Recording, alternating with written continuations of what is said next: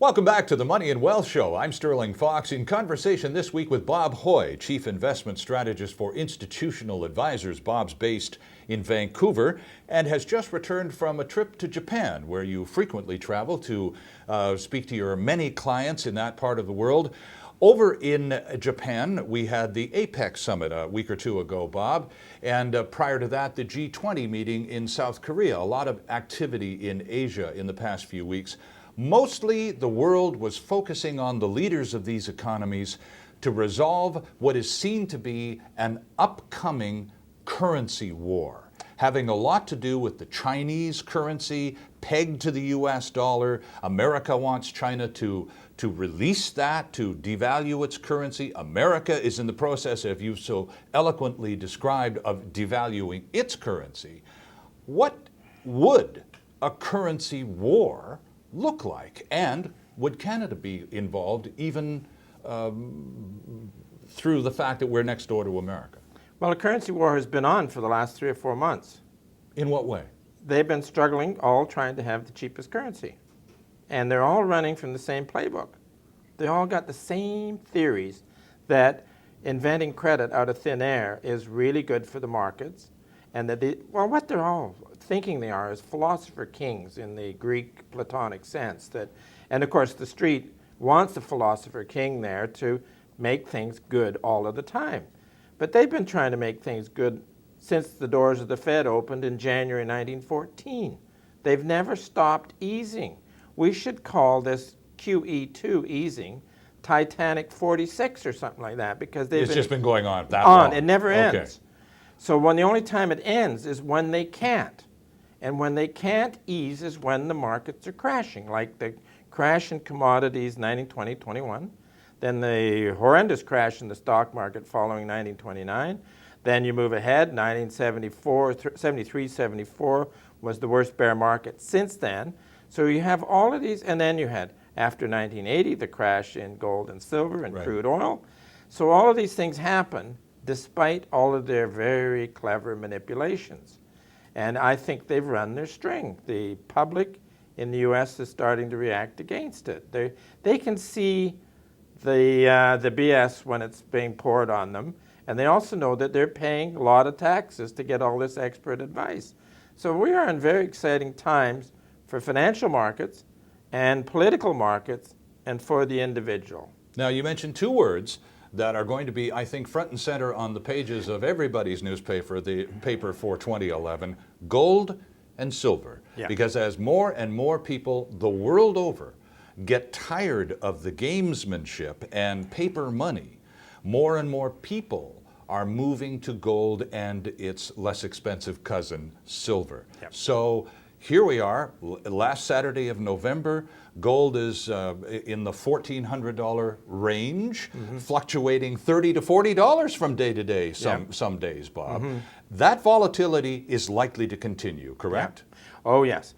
We had earlier in the month a quick correction, and it came down to what my technical colleague called a springboard.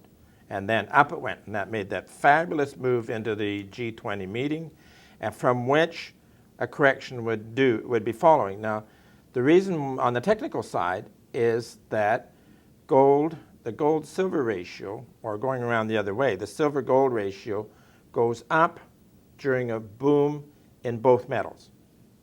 Then at this time it got up to a relative strength marker at 89, and when it gets up to there, a correction in both metals is inevitable.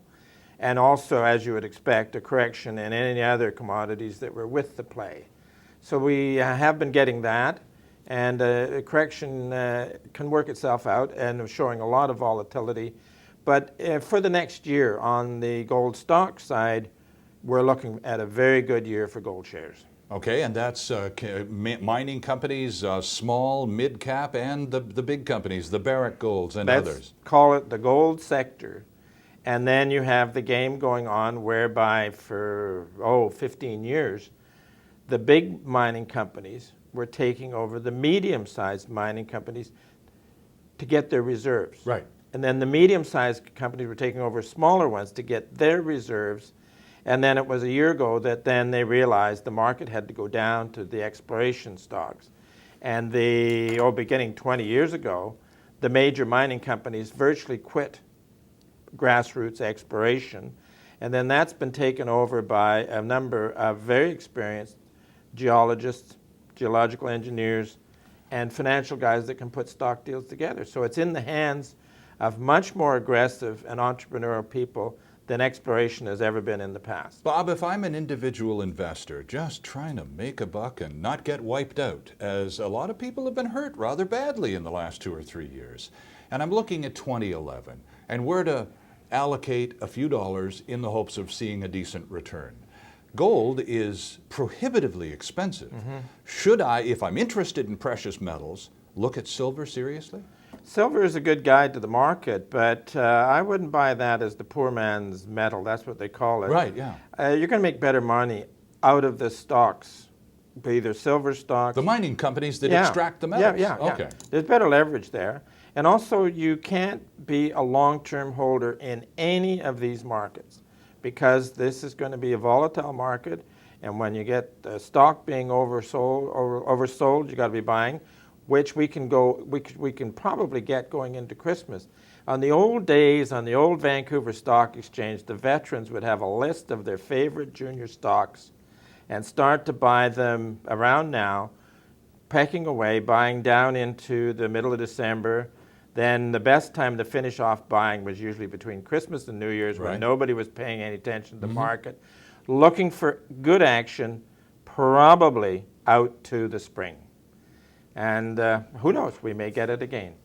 Bob Hoye has been our guest. Mr. Hoye is the Chief Investment Strategist with Institutional Advisors. Bob, good to see you again. Thanks Always for good to be coming with by. you, Sterling. Great Enjoy to have you your with us. show. Well, Indeed. it's good to have you back with us, and the show only gets better when people like you make return appearances. Thank you kindly. We'll be right back.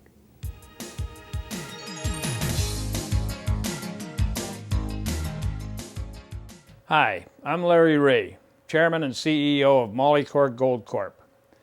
Our major project in Nevada is magnesium. We have a 43101 resource of 52 billion pounds at $1.30 a pound. Do the math. Go to our website at molycorp.com or phone me direct at 604-531-9639.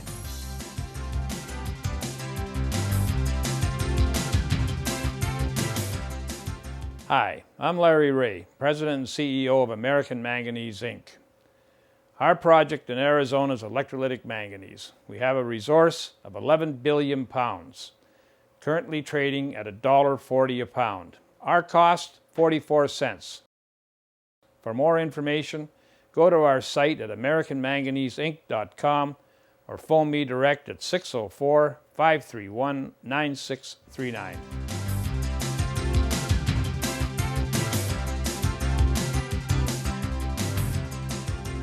Tax Tips with David Ingram. There's a form called a T1135, and the T1135 has a $2,500 penalty if you don't fill it in. When do you fill it in? Well, you fill it in when you've got more than $100,000 Canadian worth of foreign assets, and that might be $30,000 worth of something in Belgium. It might be a rental cottage that you have in Holland. It might be $100,000 worth of securities at the U.S. broker, or, and this is the most serious, it could be something with CIBC Wood Gundy or TD Waterhouse or RBC Dominion Securities. That's right. If you have a stock portfolio in Canada that has more than $100,000 worth of outside the country securities, you have to fill in Form T1135. The penalty is effectively $2,500 for failure to fill it in. That's $25 a day times a minimum of 100 days, and nobody ever have yet to see one that was less than $2,500. That's a tax tip. Sit down with your broker, sit down with anybody you know. Remember, if it's only $30,000 at RBC Dominion Securities, but you got a rental condominium in Phoenix, Arizona that's $85,000, $85,000 and $30,000 is over $100,000. Got to fill in Form 1135. That's a tax tip.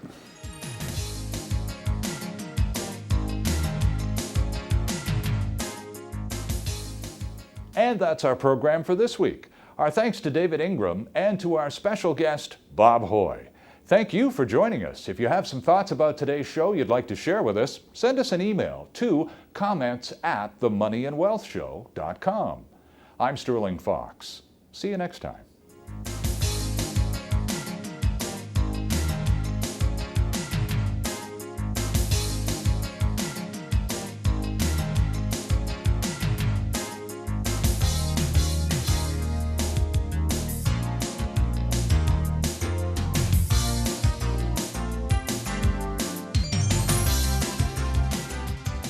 Comments made on the preceding paid commercial program are an expression of opinion only and should not be construed in any manner whatsoever as recommendations to buy or sell any financial instrument at any time.